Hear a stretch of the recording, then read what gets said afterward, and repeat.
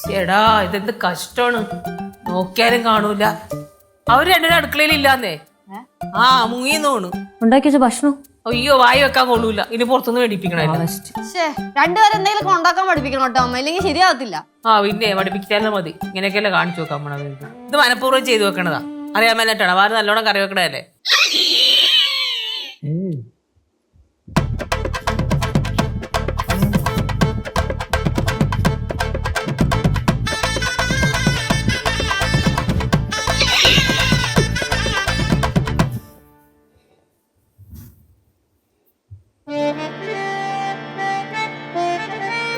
അടുക്കളയുടെ 4 ചുവരുകൾക്കുള്ളിൽ കഴിയേണ്ടവരല്ല ഞങ്ങൾ. മനസ്സിലായി. തീയും പോയുമേറ്റ് കഴിയേണ്ടവരല്ല ഞങ്ങൾ.